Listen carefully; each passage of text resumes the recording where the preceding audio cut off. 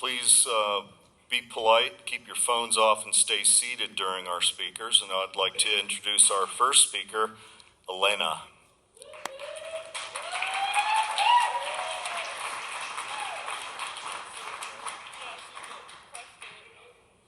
Crushed it, absolutely. I'm Elena, and I'm an alcoholic. Ooh, hello. I do apologize. I was told to tell the truth today, and Kendall just made me cry right now, so thank you, Kendall. She's just being very sweet, that's all. Doesn't take much these days. Okay, so yes, I'm Elena, and I'm an alcoholic. My sobriety date is September 9th of 2023, and it took 3 years for me to accept those two facts, and to be honest about that. I knew my name, first of all, but I didn't know I was an alcoholic.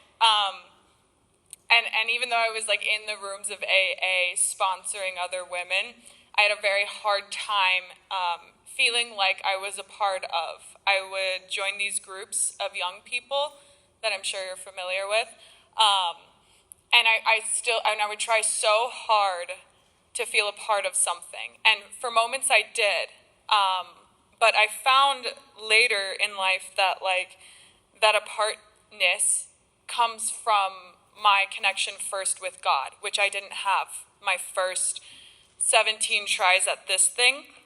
And so that always struck me as like super interesting that I could want to be sober, but that wouldn't be enough in the end. I've learned so many lessons about willingness and being convinced. So on September 8th of 2023, I relapsed for maybe the 100th time in my life. I've been trying to get sober since I was 18 years old, and I'm 21 now. And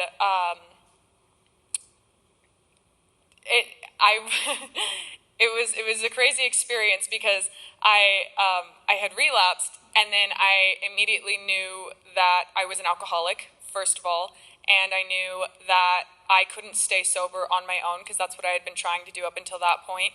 And I knew, thirdly, that there was a solution because I was listening to these other women who thought like me, who were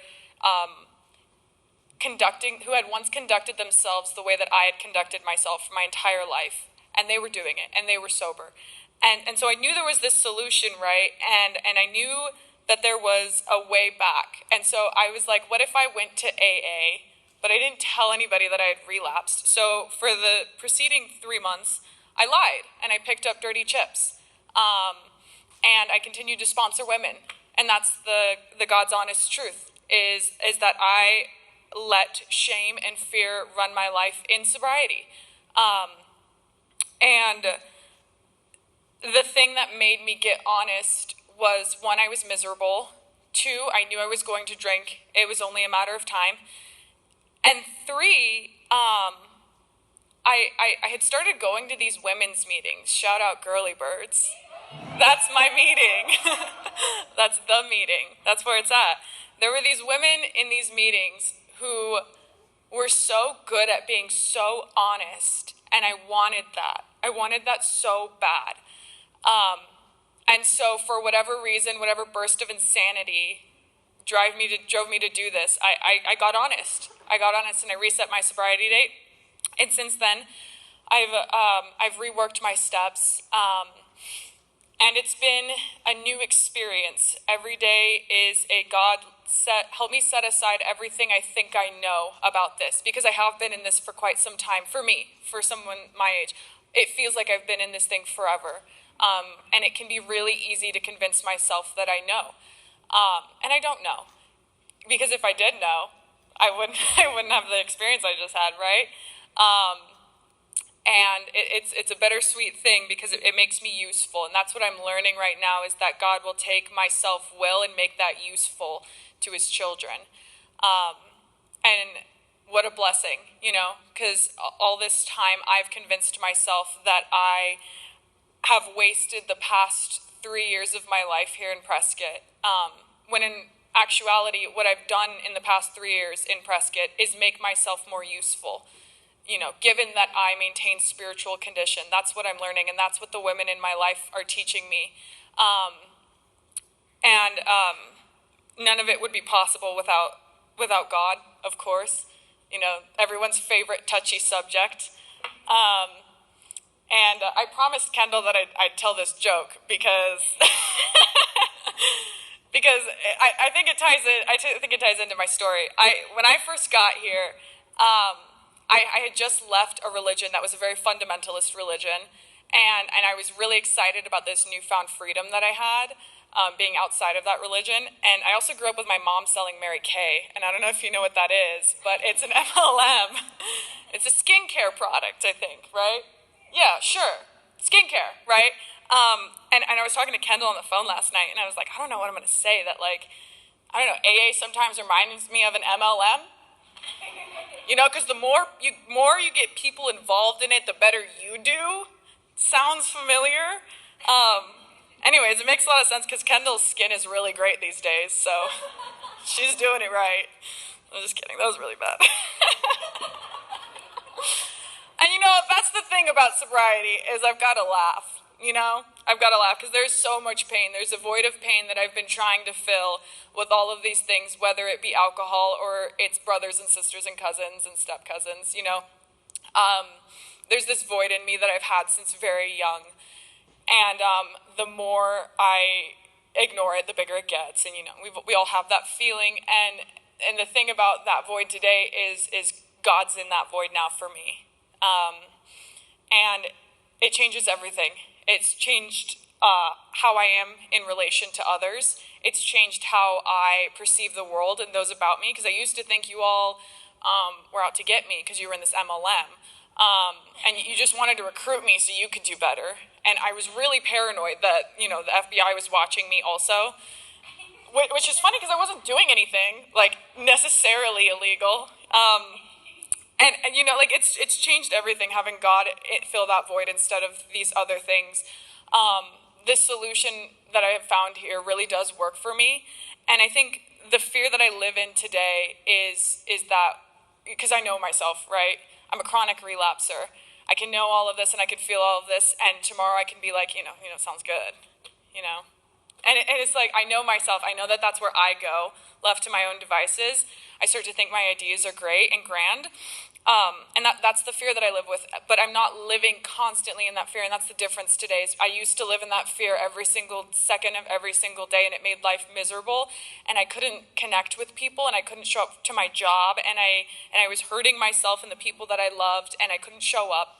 And it's so different today because now God's made me different. God has entered into my heart and made me useful. And that's so important because I never used to have my family. And just the other day, my little brother called me to tell me that he knew that he could call me whenever for anything. And he could talk to me about anything whatsoever. And he said, Elena, it's strange because you used to be the one that I worried about the most. And that's powerful to me. That's power to me. God has given me the power to be the kind of person that he would have me be today. And I get to laugh, and I get to love, and I get to show up to my 7 a.m. meeting, and I get to wake up at 6 a.m. to pick Kendall up to go to the 7 a.m. meeting every single Tuesday, Thursday, and Saturday, And what a blessing. And this life is so simple, and thank God for that, My life used to consist of some pretty deviant activities. And it doesn't today. I often have people, I stayed at the same job throughout, this whole, process of, being sober, relapsing, lying about relapsing, and then getting sober again. Stayed at the same job. And it's been interesting because I often have people come up to me and ask me where I've been and what I've been doing, with who. Because I'm not at the bar anymore. That's why. I'm not hanging out the bar. Now I'm hanging out with women, and that's it. And life could not be more meaningful. And it's still so very difficult to be, and I say all this, and I don't want to, disregard the fact that it's also very, very hard to be, at least for me, in my experience, 21 years old and sober and working in a bar. and it's very hard to be living with somebody who is in active addiction, and it's very hard to be surrounded by alcoholism in every form, and try to be sober. And I've found that, like, to take it as evidence of God, because no way I did that by myself, you know? And it's evidence of the fellowship, because no way I could support myself through that. And I take it evidence of willingness, because I've never wanted to be sober like I have today. And I guess the solution to the fear of not always being sober is to know that it's just today, you know? Pretty simple, but it's easy to forget for me. I like to think 10 years ahead, but I don't have to today. Yeah, I don't have to think about 10 years from now today. And so, God bless and thank you all.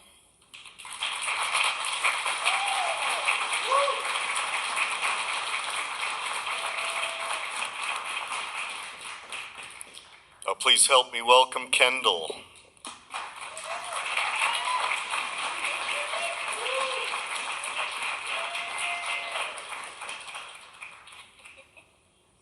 He told me to have fun, and which is very different from the last time I spoke here. Mike told me to not F it up, so that's nice. My name is Kendahl, and I am definitely an alcoholic through and through. Hi. Speaking of Mike Bennett, I was required to say something nice about him, but like I know. No. What I'm trying to say is it's not hard to say something nice about Mike Bennett. Mike Bennett. I've known him pretty much my whole sobriety, and he has believed in me every step of the way. So that is pretty rad. My sobriety date is January 31st, 2021. I have a sponsor. She knows she's my sponsor, and I've had a few sponsors in this program, and I love each of them dearly. They have taught me so many different things, and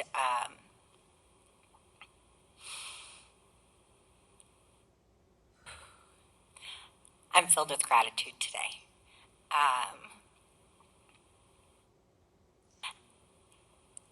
Mike called me 2 weeks ago, and he said, "Hey, Kendall, would you like to speak on the 17th of April?" And I said, "What?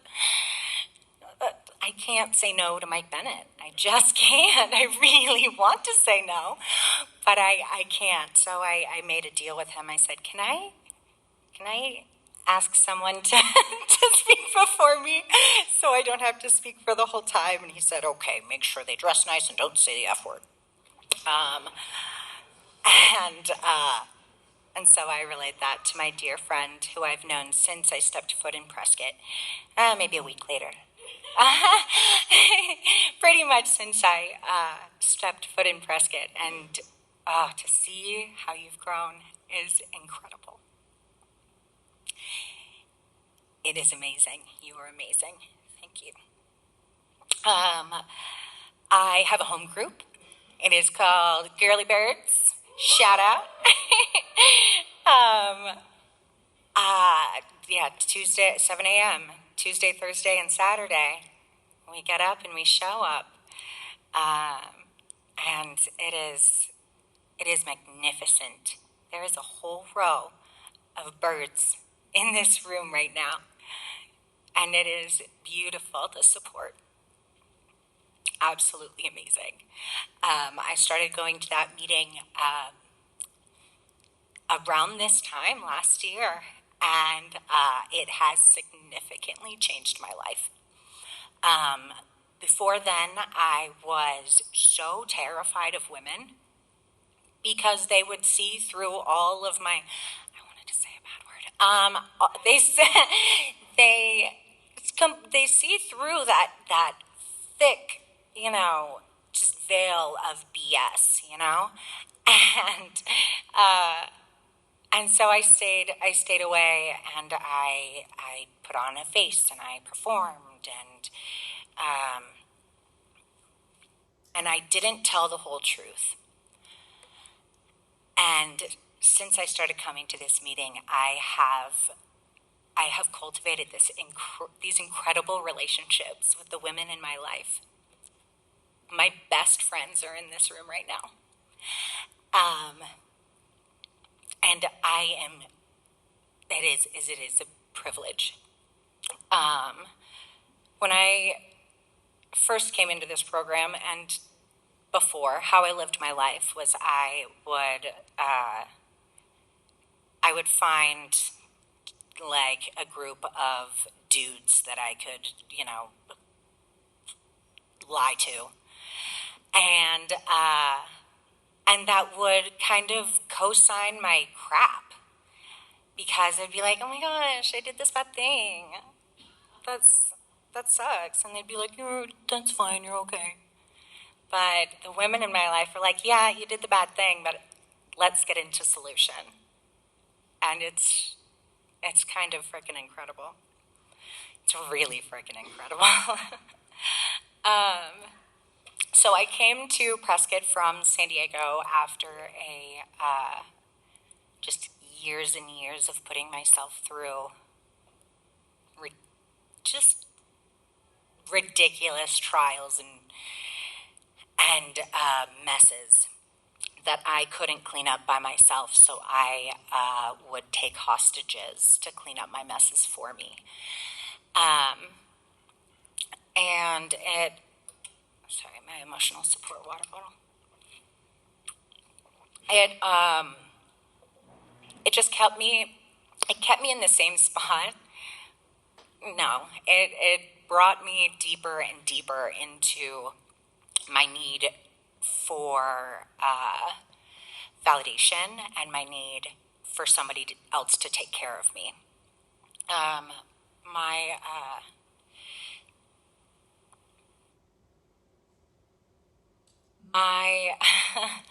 One of my favorite stories to tell is that I was bought at a garage sale when I was 2 years old, and I wasn't actually bought at a garage sale. My birth mother had a problem with addiction, and my brother and I were taken away from her and placed with my aunt, but her having 3 kids,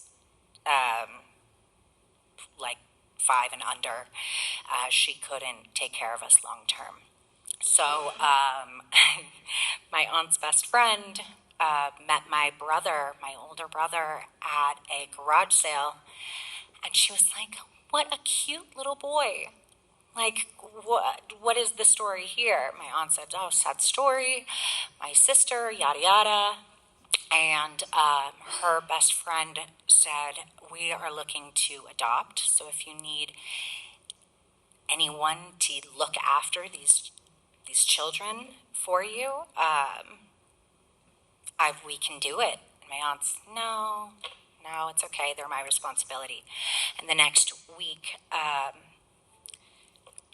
she calls her best friend and says, can you please come get these kids? And that is the first, I think, the first thing I remember, or the first time I remember I was saved. And I kind of leaned into that. And I played the victim in every situation. And it's hard to work a program of honesty when you are continually playing the victim. And that's one thing that has been really hard for me in this 3 and some change years I've been working this program, is honesty. I was a compulsive liar as a kid. I lied for fun, I lied for attention, I lied just because my mouth was open and words were coming out. And I used to blame it on, I'm an actress. Like, I'm just playing a character. No, it was comfortable. I was comfortable in the lie because I didn't have to be myself. I could convince other people that I was this other person who lived this completely different life, but when I was alone, I was always me. And I didn't like that. I didn't like that person. I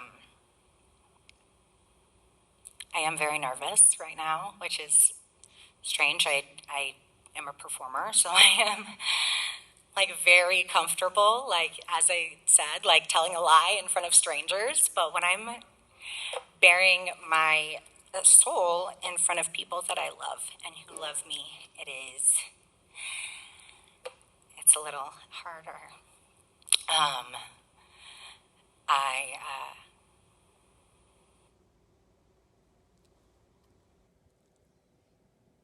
really have to thank. I really have to thank this program for so many different things. I kind of feel like I'm like at an award show. I'd like to thank God and my mom and and all you. It's ridiculous.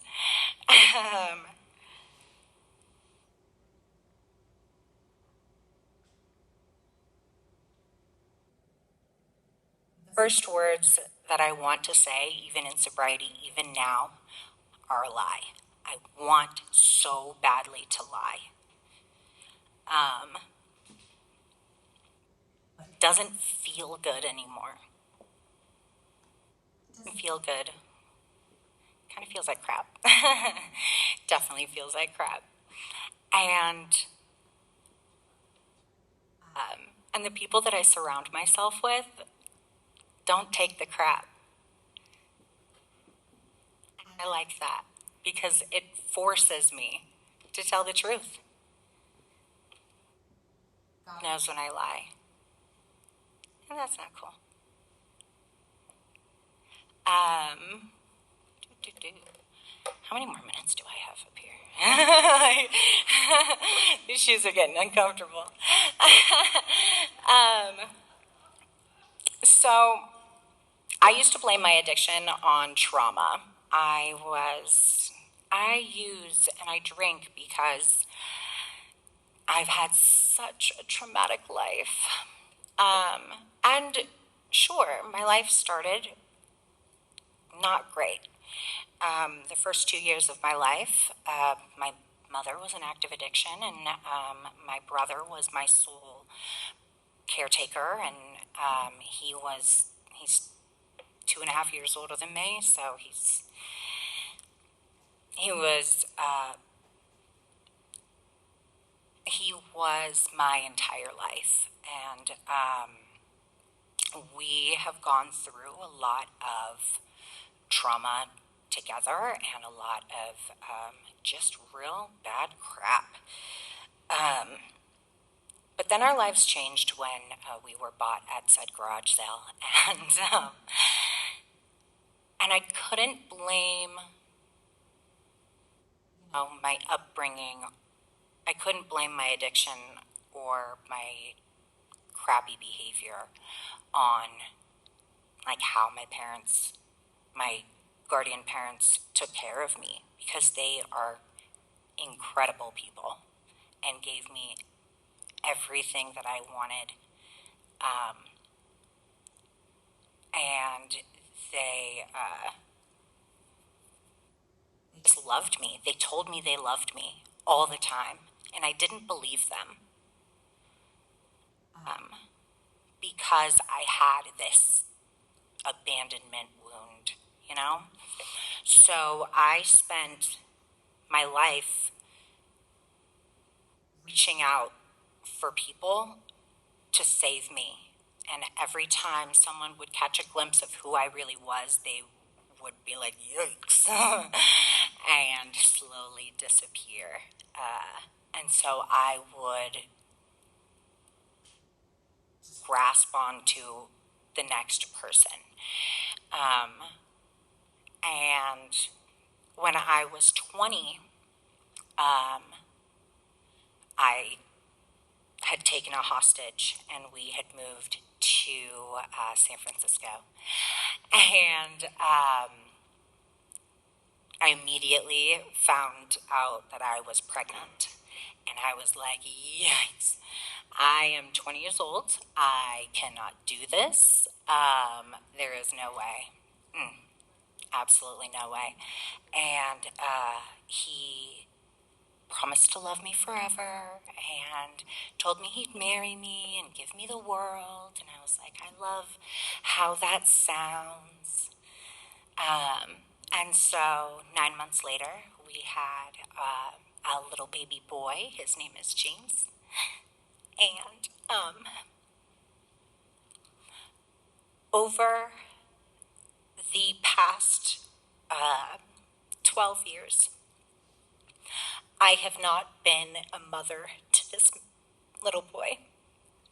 And all he wanted was a mother. And since I've been sober, I have been able to be there for him the way he's wanted me to be there. I haven't been able to show up for his soccer games or his school recitals, but we do have this wonderful relationship. We have this wonderful relationship that I would not have been able to, I guess, I wouldn't have been able to have this relationship, words are failing me, if it wasn't for this program and staying sober no matter what, not picking up a drink no matter what, calling the people that I know are going to kick my butt right into solution.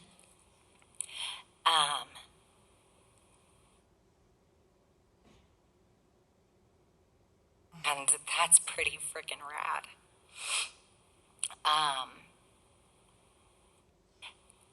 I keep thinking of the memory that's popping up in my head right now is when I think of it as my first step moment, you know? I was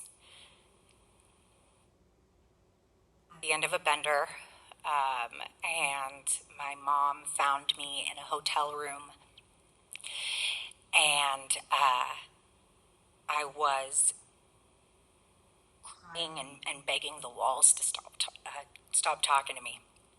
And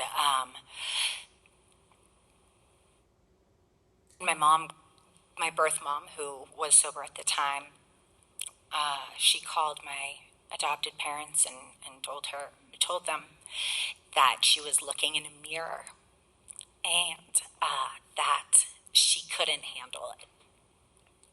And so when my when my parents came into the hotel room, I wasn't expecting them, and they had brought breakfast, and I was a mess, and I was throwing things all over the place, and I threw hash browns at my dad's head, and he said, "You could have told me you weren't hungry." But I remember just disrespecting them in so many ways, to the point where they were holding the door shut from the outside. And I was on my back on the ground with my feet banging against the hotel door, begging them to take me to safety. And that was when I knew I couldn't do this anymore. There was nobody that could save me but myself. And after that, I took a very long nap and woke up at my parents' house. And they told me I was coming to good old Prescott. And a month later, I was here. It was about a month and a half after my 30th birthday. And I couldn't be more grateful. Today, I have a wealth of support, and I have a relationship with my son, and most importantly, I have a relationship with a God of my understanding. I call him God. He's pretty great.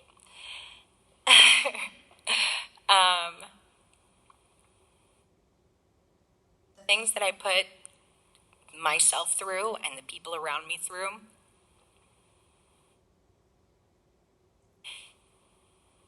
it's some kind of awful. But I know that I'm not the only person in this room who has these kind of experiences. And that's pretty cool too. Because I know that I can call on each and every one of you with anything. And you either have an experience similar or a similar experience, or know somebody who has. And that is a beautiful thing about this program.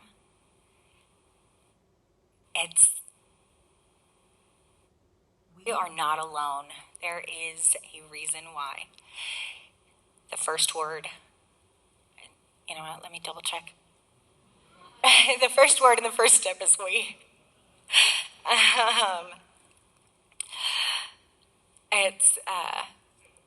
I've never felt so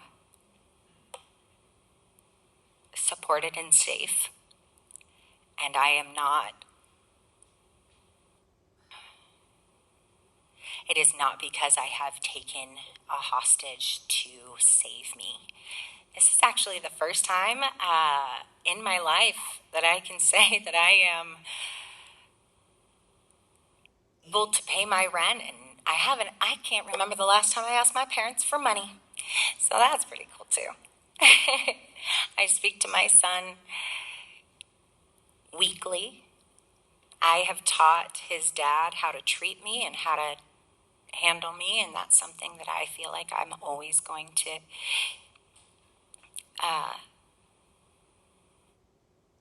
apologize for. That is one amends that I have yet to make. But I am now I'm willing to do it. Because this time last year I was like, that's not gonna happen. But to see the look in my son's eyes, he's actually coming out here. I'm gonna play. That opens in 2 weeks, and my son is coming out to see me. And he wants to come out for his 13th birthday, and he wants to be a part of my life. And that's pretty damn cool. Damn. I am a crybaby today. I